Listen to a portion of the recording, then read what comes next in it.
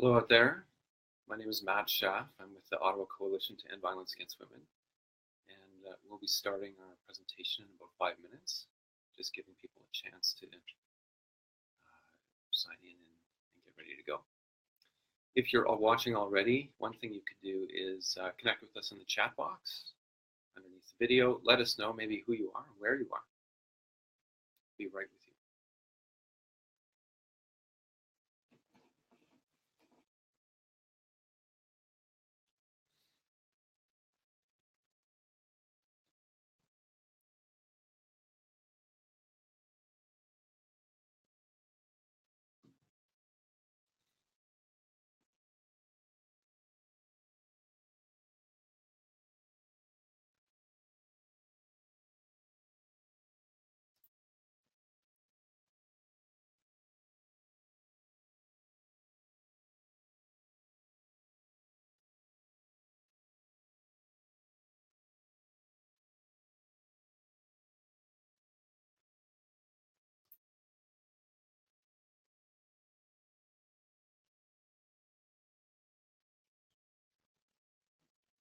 So if you're just signing in now, if you're just joining us now, we're going to get started in just 1 or 2 minutes and give everybody a chance to get set up and make sure we're ready to go.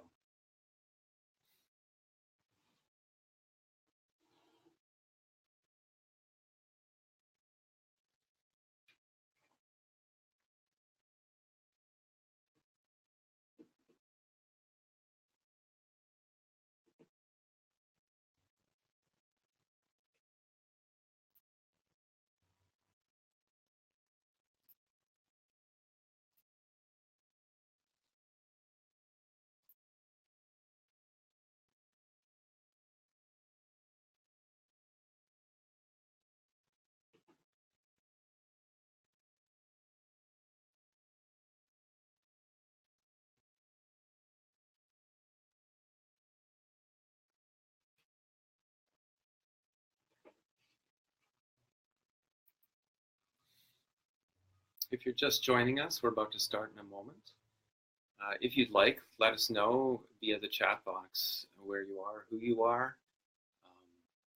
We want to get us, we know there'll be lots of people watching today as we live stream, and also as afterwards the video will be available for people to watch. So feel free to let us know if you're watching today.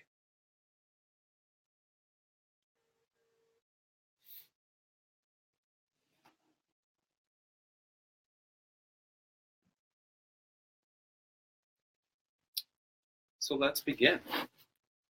Hi everyone. My name is Matt Schaaf, and I work with the Ottawa Coalition to End Violence Against Women. The conversation that we're going to have today is about healthy relationships, and it's about guys. And it's a conversation for everybody, people of all genders. But I'm going to be focusing on guys because that's the work that I do, and in specifically, what can guys do to make relationships healthier, whether they're relationships with other guys, with women, intimate relationships, friendships, and you know, what kind of person do I aspire to be in a relationship with someone? And if things aren't healthy in my relationship or someone else's, what can I do about it? So that's our starting point for today. I'm just going to say a little bit about the Ottawa Coalition to End Violence Against Women, or OCTIVA. We are an organization that represents, that includes about 40 different agencies in Ottawa that support women and children who are experiencing sexual harassment, sexual assault, abuse in relationships. And we have a project called Manifest Change that gets guys involved in ending violence against women. So over the years, we've sat down with thousands of young men. Sometimes we do this just in a guys group. Sometimes it's in a mixed gender group. We've sat down with straight guys and gay guys, with trans folks. We've worked with groups of mostly white people, groups of mostly black folks, First Nations groups, and people who do all kinds of different things, athletes, students, bus drivers, engineers. And what I'm going to do today is pose some of the questions that come out of those discussions that we've had with all those people about what it means to be a man, what it means to be a man in a relationship. And so I'm going to give you the opportunity to discuss amongst yourselves as well what your thoughts are on this topic. So I'll be just introducing a brief pause now and then so that you can do that. So the topic is both exciting, because how often as guys do we get to talk about what it means to be a man and what kind of relationships we want to be in. And it's also heavy, because there'll also be, topics about sexual assault and harassment are going to come up, abuse and suicide. And I'm also, side note, going to use some strong language at times, so just to be ready for that as well. It's going to be real. But harassment, sexual assault, abuse, suicide, these are heavy things that all affect us personally in some way. And while I'm not going to be really graphic, they can really affect us. So some things that you can do if you're watching from a classroom or a workplace or from home, if you're with a group of people, some things that you can do to make this easier are to make sure that people in your room can come and go as you please, and that people can take a break when they feel like it. If you want to talk about what it's like to be part of this conversation, or some of your own experiences related to sexual violence or abuse, there are some numbers posted in the chat box, which is one place to get some help or support, or just someone to debrief with. Also think about who are the people that you would trust to have a conversation like that, and maybe it's a good idea to check in with those folks after our talk today. And some of you might have arranged to have somebody with your group who's available specifically to support people. So make sure that everyone knows who that is and how they can confidentially reach that person. And then my last suggestion is that if you are in a group watching this, I'm going to invite you to have some discussion at different points today. And you might take a moment now to talk about how you want to show respect and support for each other. Because in any room, there's likely some of us who've experienced some of the forms of violence that we're going to discuss today. And there's likely some of us that have witnessed some of it, have seen it happen in our families or to our friends. And there's likely some of us that might have hurt other people, that might have done some of the things that we're going to discuss today. So it's super personal, even though we're not asking you to share really personally and specifically about your own thing. It's definitely a hard-hitting topic. So how are you going to do that? How are you going to listen to different points of view in your group? How are you going to challenge different points of view that are in conflict with yours? How are you going to do that in a way that's respectful? So this is one of those moments. This is the pause number one. Take a second to have that discussion in your group. And we'll continue in a moment.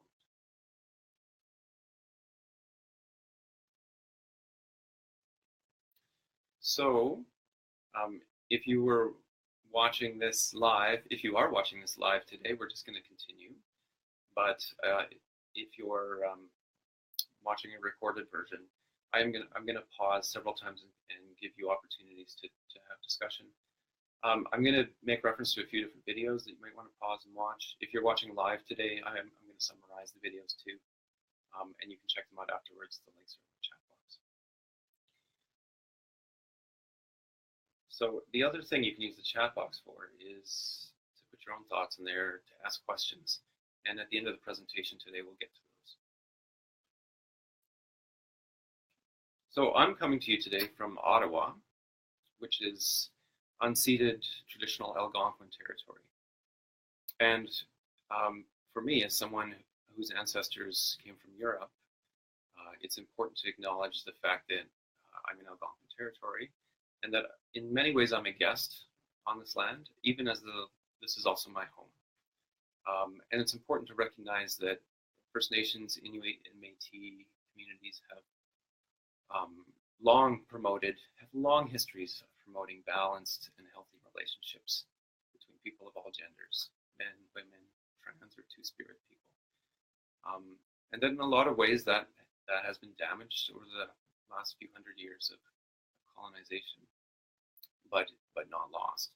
And there are organizations and programs and Indigenous folks working on that. And I've listed some of the programs that I know of or that I work with in the video description.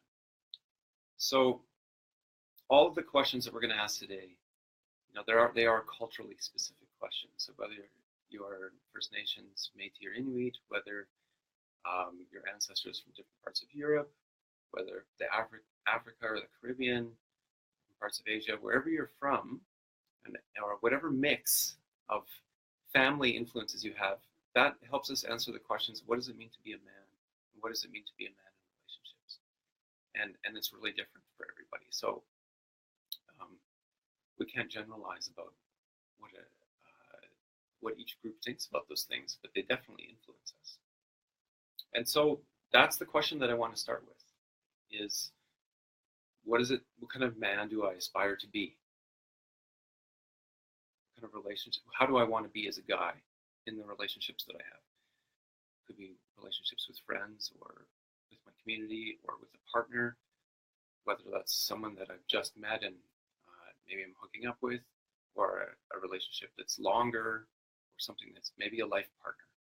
We're going to really focus on questions about intimate relationships with partners. But this first question is really more general. Let me ask it this way. Think for a second about who is the strongest man in your life. And I'm not just talking about physical strength, all kinds of strength. What is it that makes that person strong? What do you appreciate about their strengths? So take a second, pause the video if you like, and we'll come back to that question in a moment.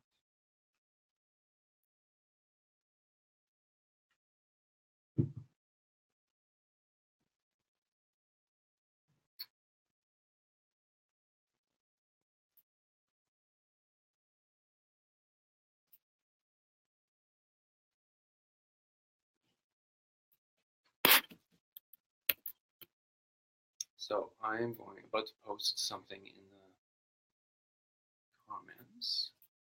Welcome back.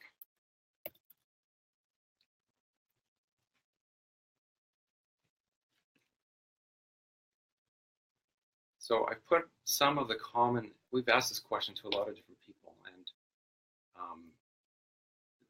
the White Ribbon Campaign and the Ontario Coalition of Rape Crisis Centers, their work is how I first came across this question. And it's such a valuable one because it gets us to think about what forms of masculinity are really strong and positive.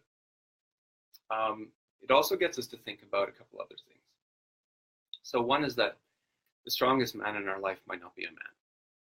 The strongest person in our life might be our mom or our grandma, or it might be a trans person. It might be someone who doesn't identify as a man. And that's important. Even though I'm asking the question, who's the strongest man in our life, it makes sense that the strengths that we appreciate about people of all genders have those strengths, show those strengths.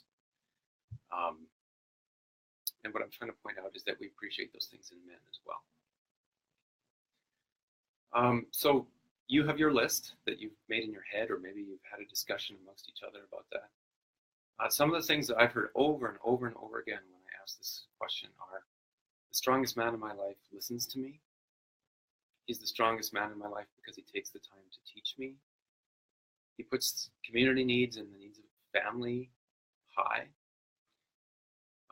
He's honest, calls me on my bullshit, doesn't let me get away with things. He's generous, caring. For faith communities, often people say a man that's God-fearing or faithful, a guy that's hardworking, that doesn't complain. These are sort of some of the themes that come up over and over again. And what I notice about them is that a lot of them are about connecting with people. A lot of the themes are about connecting. They're about sharing, they're about listening, they're about talking. They can be firm and forceful sometimes, but they're not necessary, but they're not dominating or aggressive. And there's presence, like someone who's there with you, right? That's what we appreciate, is a guy that we can hang out with who's actually there, rather than someone that's distant or imposing. So you may have other things that are different on your list, and that's great as well. I just want to show you what some of the things are that come up over and over again. Now, let's ask the question in a different way, from a different angle. Let's ask it as if someone's challenging your manhood by saying, act like a man or man up. And let's give it a bit of a story. Let's imagine that we've got a guy named Josh, and he's interested in a woman or girl that he's just getting to know named Alyssa. And he tells his friends that he's interested in her. And the friends' response is not so great. They're like, oh, come on, man. Like, you got to grow a pair. If you're going to get laid, you got to go, you got to go talk to her. You got to man up.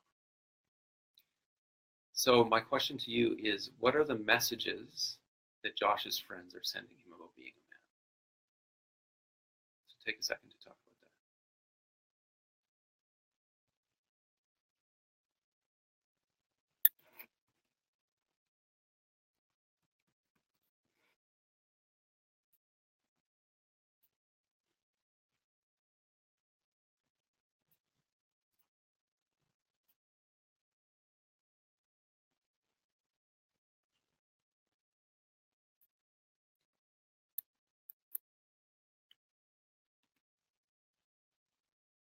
Welcome back.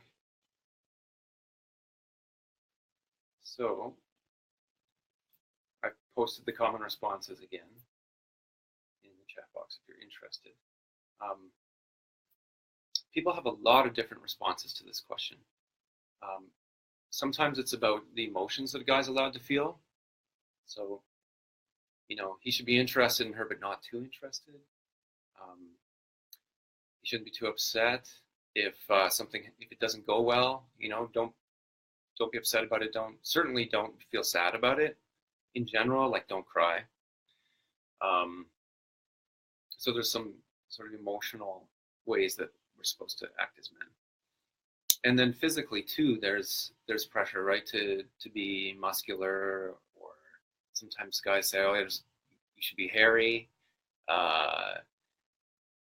tall. So we have these ideas about what a man looks like physically, the ideal man. And then in terms of the relationship and being sexual, like, there's the idea that, well, it's Josh's job to approach Alyssa. Josh should go after her. He should pursue. He should initiate. And there's pressure not to take no for an answer, and that that a real man has a lot of sexual partners, and that's something that he talks about with other guys. So these are all, when we ask this question in different groups, we get widely different answers. But this is often what people say. This is the media image of what it means to be a man. This is the mainstream image. So for people from cultures that aren't part of the mainstream in Canada, that aren't European-based cultures, they're like, well, yeah, that's the white idea of what it means to be a guy. And that's what we see in movies. But we know it's more than that. And with our question about who's the strongest man in your life, we've already shown that all of us probably think there's more to being a man than putting yourself into this, let's call it a man box. I drew a picture. There's the man box. So in our workshops on masculinity, we often spend a lot of time graphing and drawing and creating pictures about our responses to these questions. So if you can imagine that, don't cry, we'd be writing all these things in the middle. Have a lot of sex. It should be sex with women. Don't be gay. Be tall, etc., etc. There's all these things you have to check off to be a man, according to the mainstream idea of what it is. So what a lot of those things have in common are that they're dominating. They're about pushing yourself on somebody else. So you prove you're a man by walking over other people, subtly, or sometimes by going over the top. So there's things that we put on our list, like, for example, don't cry. I think there's a time when it's not appropriate to cry. There's probably times like that. The problem isn't that, what the problem is this big thick line around don't cry, or the big thick line around go out and have a lot of sex with women as a way to prove that you're a guy. It's when we stick these things in the middle and say, if you don't do these things, if you cross this line, if you go outside of the man box, there's going to be consequences. That's what the problem is. It's when we say that you prove your manhood by being aggressive, by not taking no for an answer. And so there are things in the middle that maybe sometimes they're healthy and okay, and other times they're not. What I'm trying to point out is that when we walk around the border of the man box and police it and say, if you step out, you're a fag, you're a homo, you're a pussy. If you step out, you can expect to get pushed around. Or as your friend, I'm not talking to you anymore. It's those kinds of consequences that pressure guys to stay in the man box. And a lot of the pressures are about, don't act like a girl, as if being feminine or a woman is somehow bad. Or don't be gay, as if being gay is bad. And so there's these judgments that get imposed on everybody. If you watch the previous talk in this series with Steph, she talks a lot about this. And so I'd go back and check that one out if you haven't already. There's some great stuff in there. So here's my summary about the question of what it means to be a man and a man in a relationship. In all the workshops and conversations and discussions that we've had with thousands of guys over the past few years, we've spent time looking at what are the pressures that guys face. So what pushes guys into the man box, as well as what we didn't do today, which is ask what are the pressures that women face, and what are the pressures that genderqueer and trans folks face. Stereotypes and labels that you're supposed to live up to there too. Because then the question becomes, well, how do we release ourselves from some of those things? How do we have a bit more freedom, a bit more breathing room? Because it's really a setup. It's like a script that says, in order to prove your manhood, you go out and you do this to two women, rather than find a partner that you can be with. Instead of do something to someone instead of with them.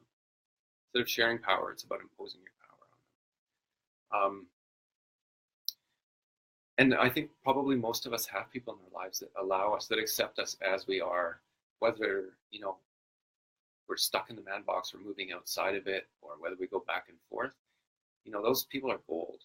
The people in our lives that accept us for who we are. And everybody needs those people in their lives. And I hope that one of the outcomes of us talking today is you think a bit more about who those people are in your life, and we have some gratitude for them, and think about, how can those become our go-to people when we're struggling because we're being pressured to fit a certain stereotype.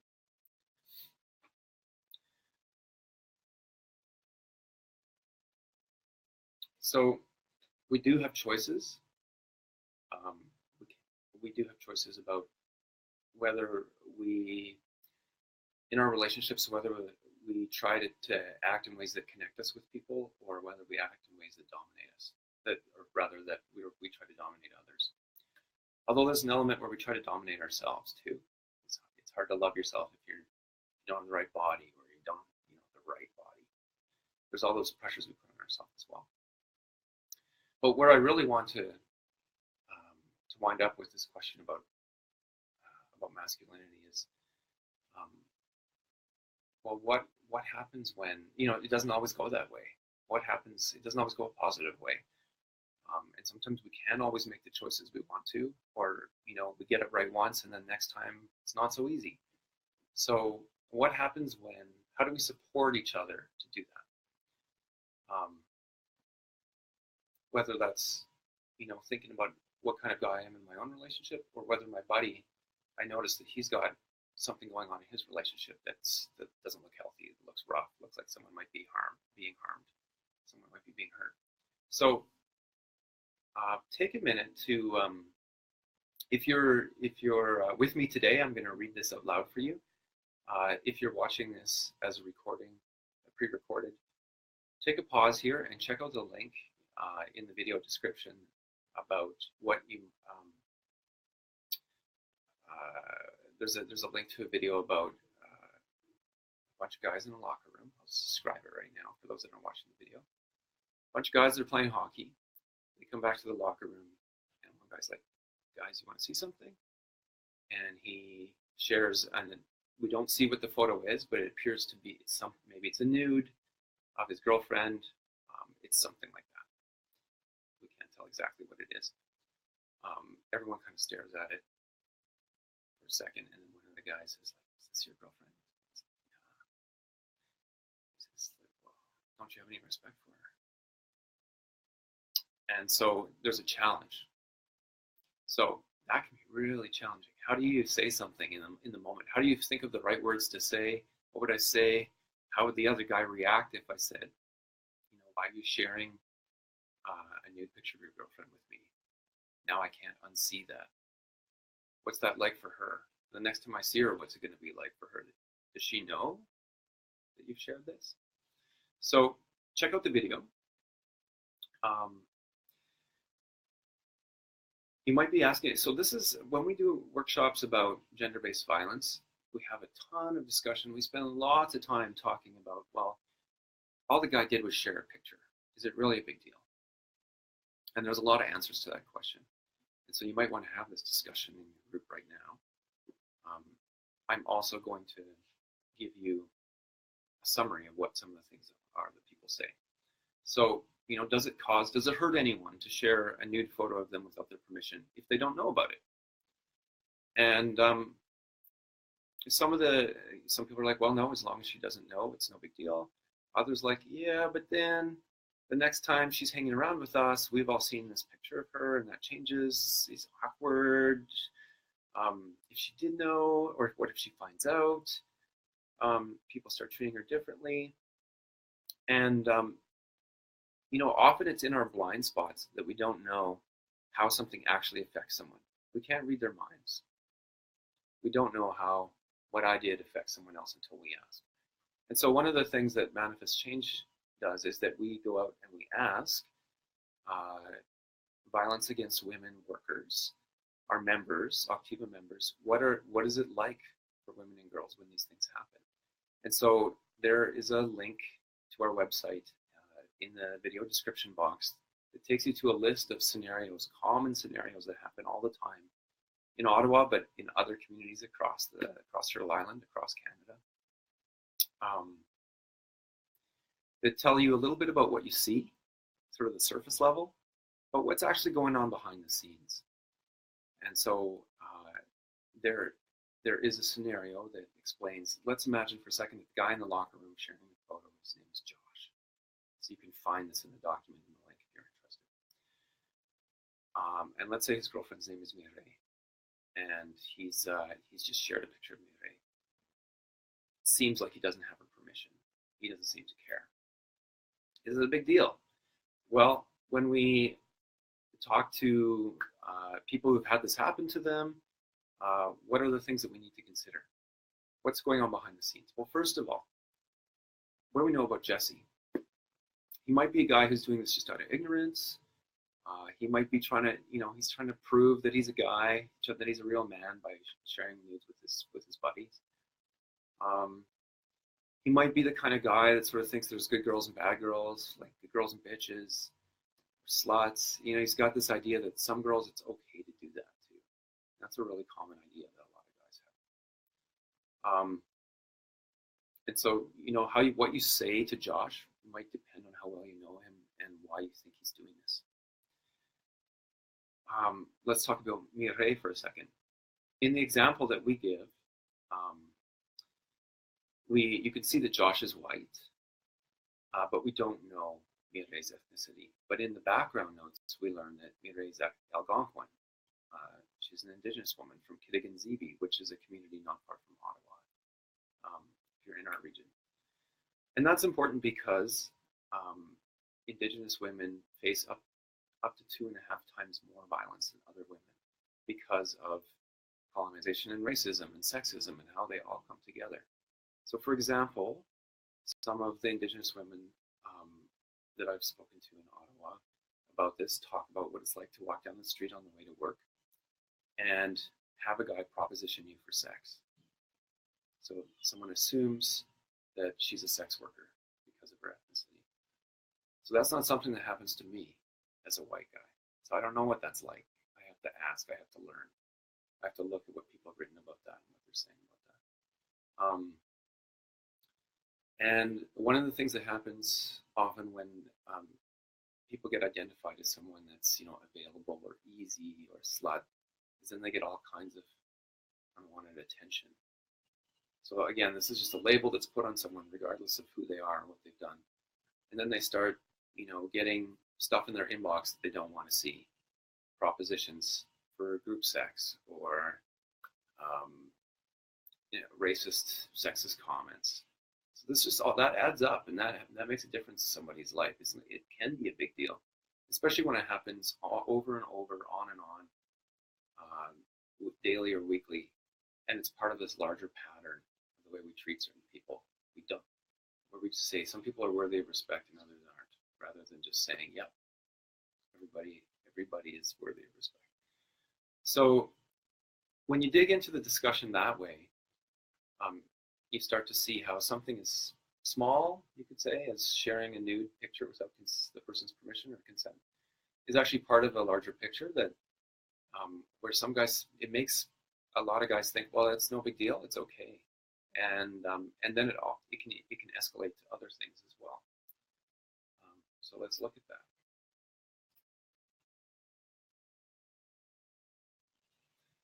So another link I've posted in the video description box is a link to a poem by Guante called Action.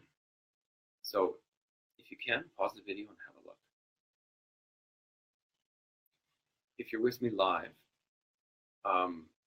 what we just saw in the video was a guy reflecting on what it was like to talk to his male friend, to listen to his male friend talk about what he's going to do to his girlfriend sexually.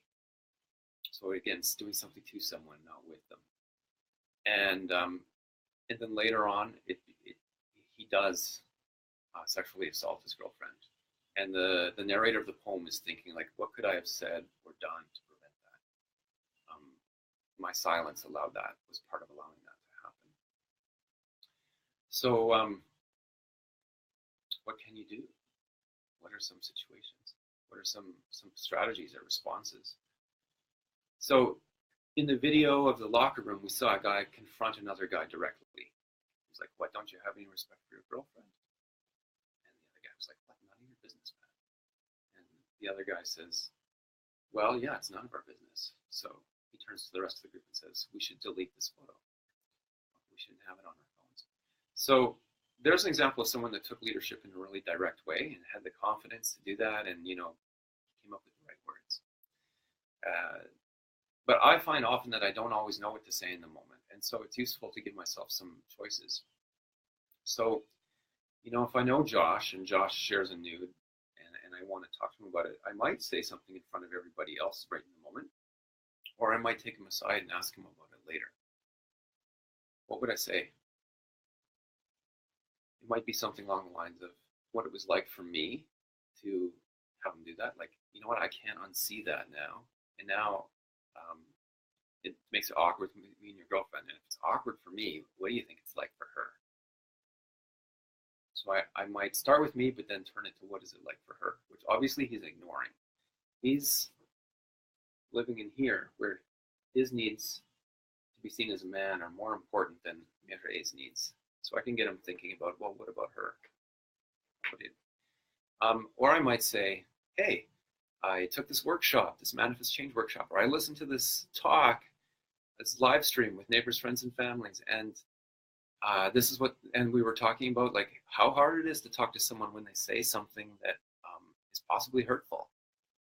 You could bring it up that way. Make it about, what you say, Josh, when you shared that photo without her permission. I recently learned how harmful that can be for someone. Do you realize what it could be like for Marie? And that's a way to start a conversation. Or it might be just as simple as setting a boundary and saying what your expectations are. So we talked about the strongest man in our life. We talked about like how we expect someone who listens, someone who cares, and someone who doesn't, who calls people on their bullshit. So you might act on that and say, look, I expect my friends to respect the privacy of their partners.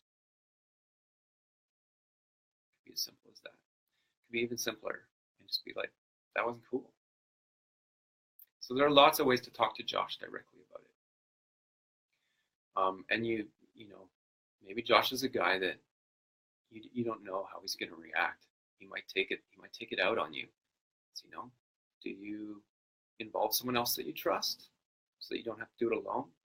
Or do you do something less direct? You maybe just talk to your friends and be like, hey, when he did that, that wasn't cool. What do you guys think? If it doesn't seem like talking to Josh directly is going to work. Another option you have is like, now what about Mireille? What's happening with her? Maybe she knows, or maybe she doesn't know that Josh is doing this to her. So how would you approach her in a way that isn't too embarrassing for her, that doesn't, put you between her and Josh? Well, you might ask her friends how she's doing. You might see if they want to check in with her. Maybe there's somebody else that knows her better than you. They could say, hey, this is what happened, and this is how it was handled. We just want you to know that, and that it wasn't okay. And if you need support, we're with you. That can also be a super awkward conversation. It's all awkward, and part of doing something about this and taking leadership as a guy who wants to be in healthy relationships and make sure other people have what they need to be healthy and safe, there's going to be awkwardness. And so really for me, the trick is the more people I can talk to about how to handle a situation, the better ideas I get, because it's hard to do by myself. So I really encourage you to, if you're not sure what to do, to talk to friends or to maybe an older person in your life that you trust who might have some experience. So here's my challenge to you. Take a minute to grab a piece of paper and a pen, or talk to the person next to you about what's one sentence that you could say in a similar situation. What's one sentence you could say to Josh? And what's one sentence you would say to Mireille to deal with a situation like the one we just looked at?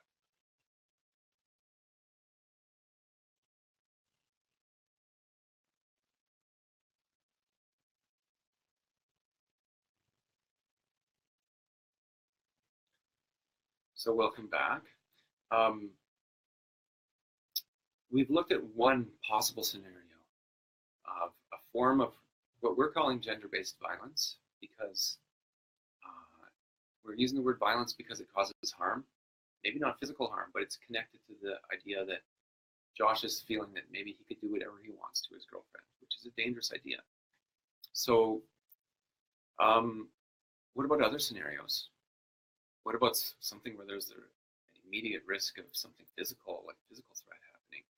Or what if it's something that seems even more normal or no big deal, like someone joking about sexual assault? Or there's just so many things, right? Take a look through the gender-based violence scenario document that's in the links to see the full range of things. And because some of the strategies that we just talked about and that you might have come up with a moment ago could work in a lot of different scenarios. And they don't only have to work when it's, about a relationship between a guy and a girl. A lot of those strategies are things that we can use when someone's acting homophobically, when someone's behavior is racist, when it's bullying. There's a lot of different ways to handle those situations, and getting good at a few of them is a really important part of showing leadership in this area. And it's worth noting that part of we don't all live inside this, and I bet a lot of us spend some time outside the man box too. And we have people that accept that and don't try and push us back inside. But as a result of that man box being there, a lot of guys experience forms of violence that they're different than maybe the violence that women and girls and LGBTQ folks experience. But we get shoved back into the box in various different ways.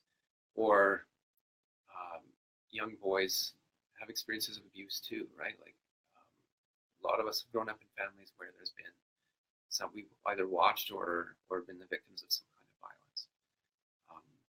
And so learning how to support Mireille and challenge Josh is also about how do we support everyone who's in a situation when they're in a situation where they're being harmed in some way.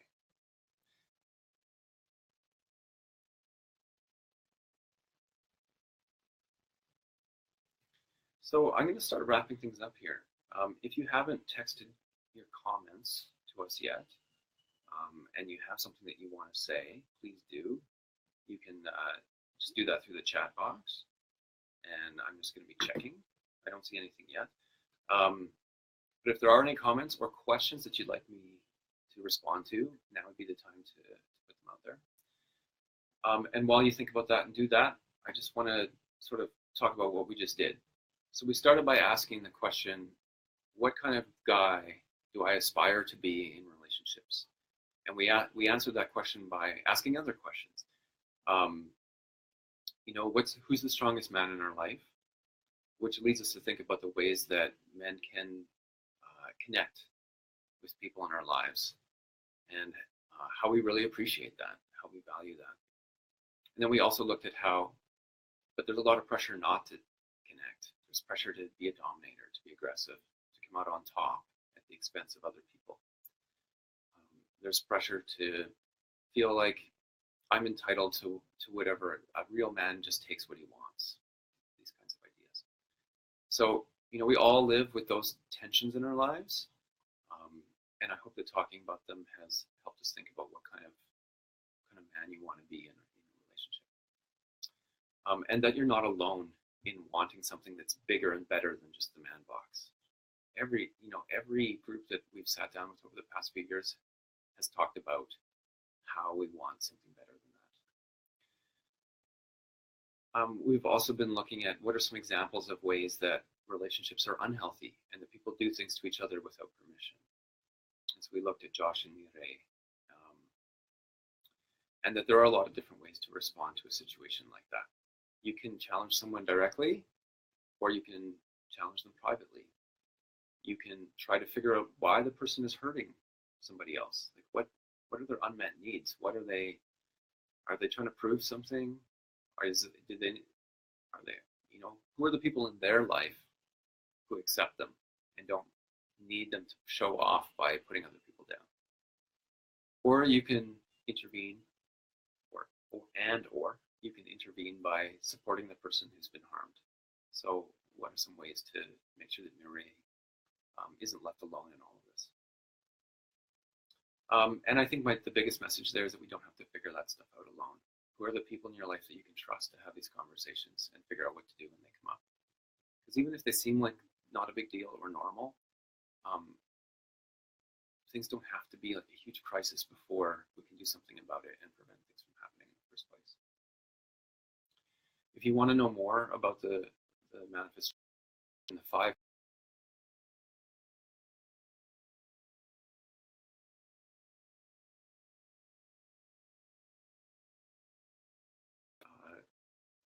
I just had a bit of a internet moment there where my connection was dropped. So what I was saying is, if you'd like to learn more about Manifest Change, the link is in the website. The link to the website is in the video description box, along with the other resources that I mentioned. And I don't see any comments or questions at this time, so I'm going to wrap it up here. And in closing, it's been a pleasure to have the opportunity to share some of these thoughts and what we've learned over the past few years with you. What are you left with? You might have a mix of feelings. This might be in some ways exciting. You might have new levels of energy and enthusiasm to do something about this in your own life or with your friends. Or it might feel depressing and overwhelming. And you might have more questions than when you started. which isn't necessarily a bad thing. So again, the support lines are open. Think about who are the people you're going to talk to about this after we're done here, so that you're not dealing with it alone. And I just want to give a word of gratitude to neighbors, friends, and families, and the Center for Research in Ending Violence Against Women and Girls, and to you for sticking with this conversation and finding ways to take it out into your own communities and your own lives. If you have further questions, you want to be in touch with us, feel free to reach us through the website or to reach neighbors, friends, and families directly.